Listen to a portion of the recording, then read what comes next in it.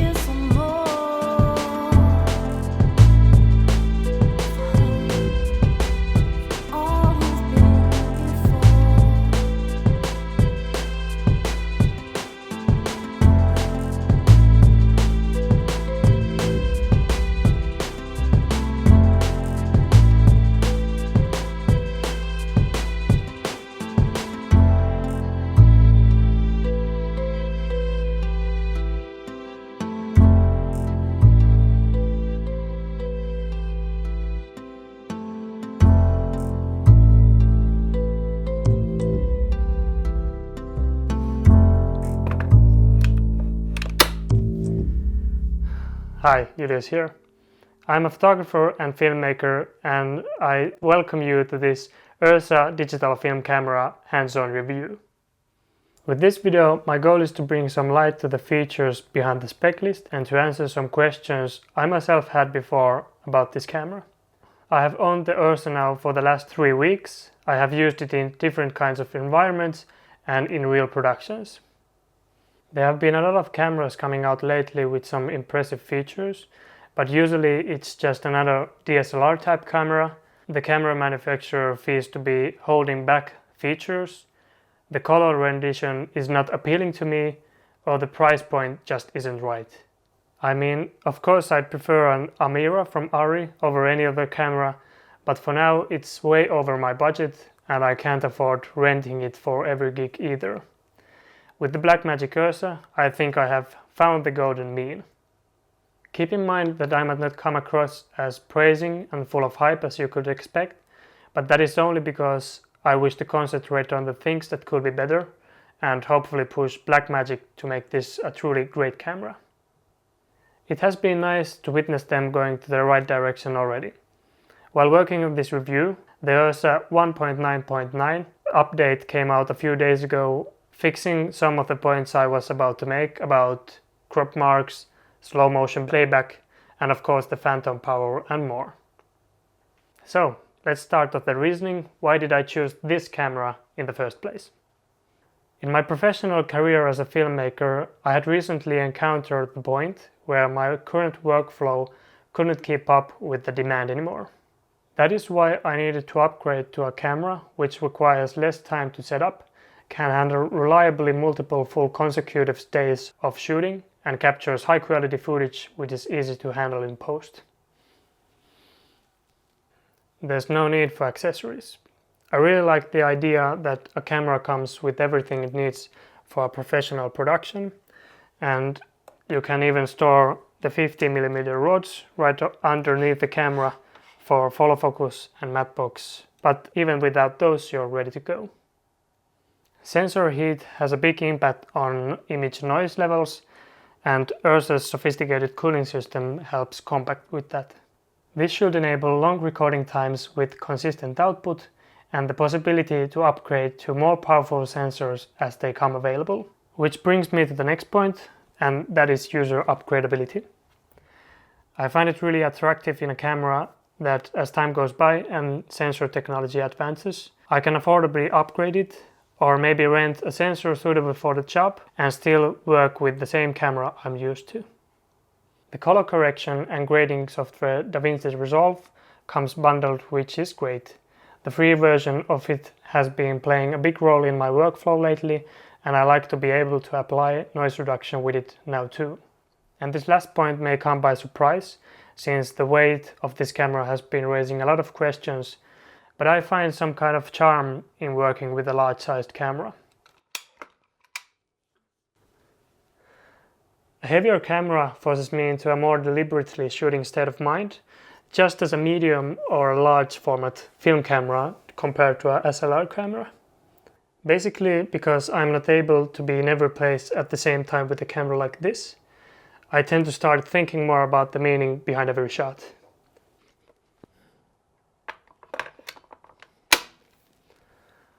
Also, this may sound shallow, but a bigger sized camera does make an impact on a client.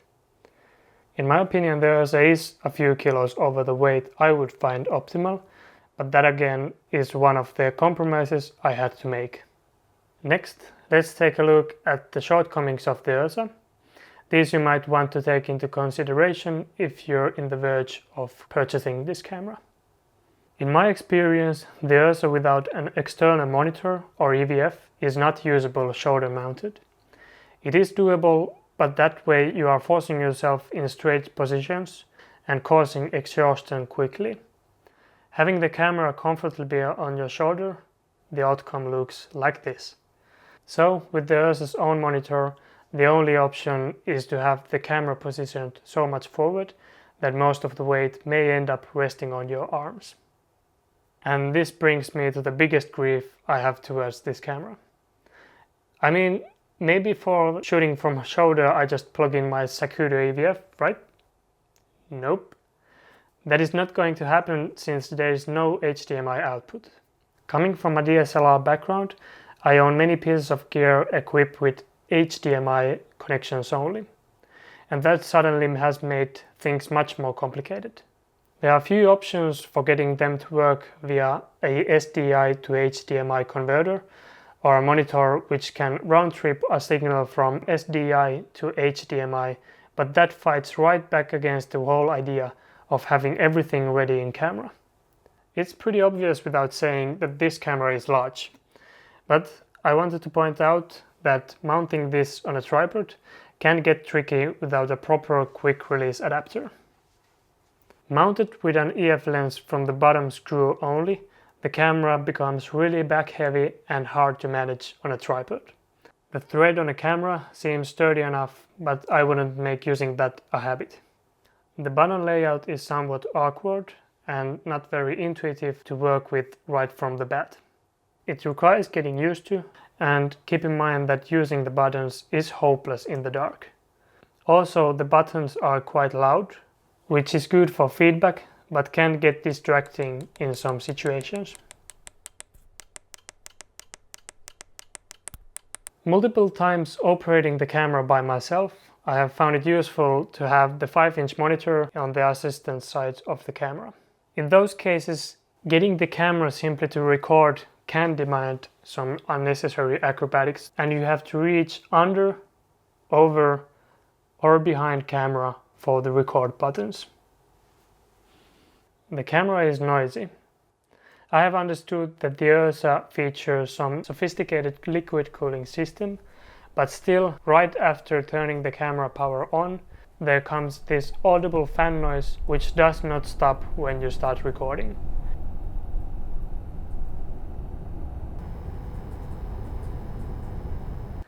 I have noticed the image to bug out sometimes so that it is horizontally offset to the right for about 10 pixels. Those vertical pixel lines are then recorded to the left side of the image, so they are not lost, but this can happen unexpected, so be wary. Luckily this has happened to me only twice during these 3 weeks, and the problem goes away when the camera is rebooted. This camera did come with some positive surprises too. First, because of all the talk that this is not a low light camera, I was a bit worried about the low light capabilities of the URSA.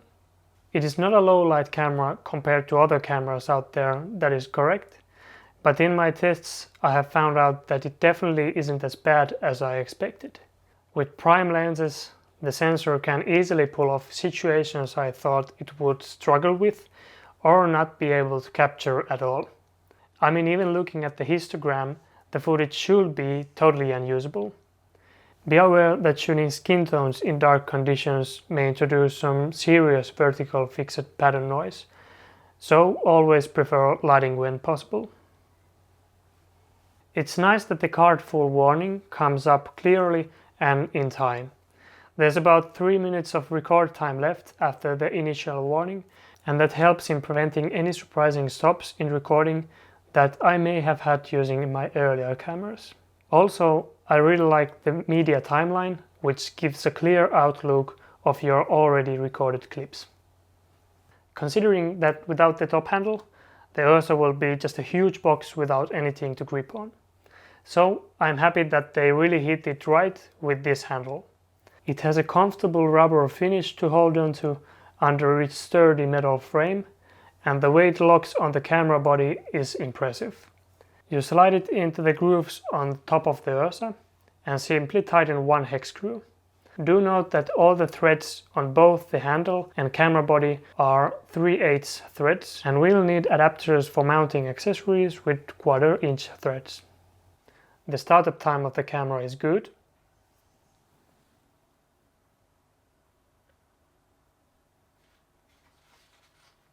The way the camera has been designed has had a positive impact on my workflow. Thanks to its sleek design and built-in monitors, the setup time after arriving to a location is minimal. I plan out my framing, bring out the tripod and attach the mounting plate to it.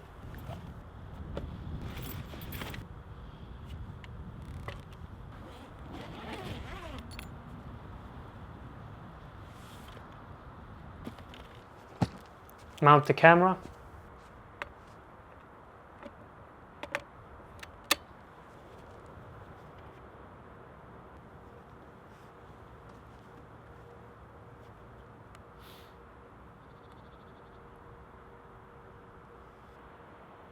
Check the settings.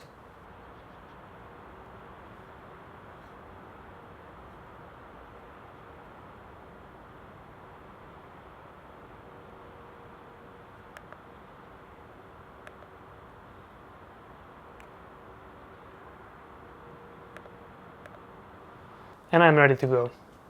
When in use, the humongous 10-inch monitor doesn't feel so big after all. My first impressions working with it was that the size is just right. Checking the screen for small details when working on set has become easier, and combined with the URSA's effective peaking function, pulling critical focus while operating is much more manageable. The size of the camera meets my needs by fitting perfectly into my airport bag by Think Tank with a lens and a battery attached.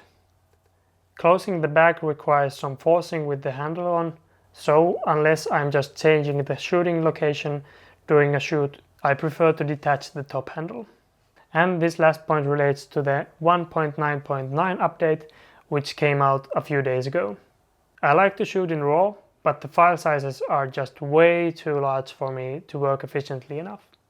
So naturally, I've chosen the ProRes formats, which are enjoyable to work with too.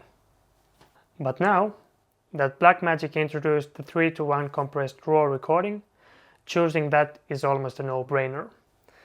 Okay, so in this last section I will share my wish list for improvements in the URSA firmware. 1. Pre-recording. This will be useful when shooting sports, animals, children, and in other reactionary based scenarios. 2 is for 2K recording formats. 3. Sensor crop recording mode. 4. Have the display button to toggle the associated screen off. Not only will that possibly save some battery life when they're not needed, but also I just prefer to be able to turn off the monitor from curious passers-by when shooting in public. 5. When nothing is visible on big screen, maybe give us an option to still see indication whether the camera is recording. 6. In my opinion, the ISO, frame rates, shutter angle and white balance should all be on the same page in the menu. Time and camera name aren't needed so often that they should be first on the list and occupying that much space. Enable start and stop recording via the touch screens. It will be really useful to be able to have effectively a record button on the assistant side too. Have the program button on the big screen assignable for other functions. The only use I have had for it so far has been to turn the monitor off when I don't need it, and even that should be done with the display button. Number 9. The timeline doesn't show the previous clips recorded when you change from 4K recording to HD. This can easily cause issues when recording and creates the risk of losing the shot. 10, which is the last point, but definitely not the least. I wish there was a way to adjust the tint on the big screen or to recalibrate it somehow. As of now, it has a really nasty green tint to it, so I find myself looking at the touchscreens, which are more accurate when it comes to color rendition. So, to wrap this up with the URSA, here are some points I want to leave you with. The Blackmagic URSA is not the right camera for you if you are looking for your first camera to own. Because of its weight and large size, the URSA is limited in many situations, and I just wouldn't go to those jobs with this camera only. In my opinion, especially if you're shooting for web, the image quality of the URSA isn't that much better compared to other much smaller cameras that you should right ahead rush for this one.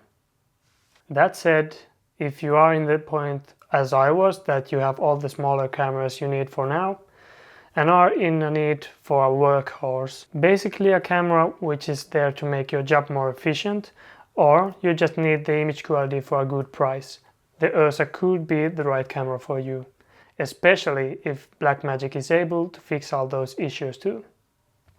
So that's all for now. Thanks for watching. You can subscribe to my channel or contact me on Twitter.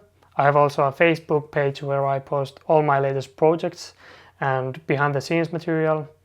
So I hope to see you there. Bye.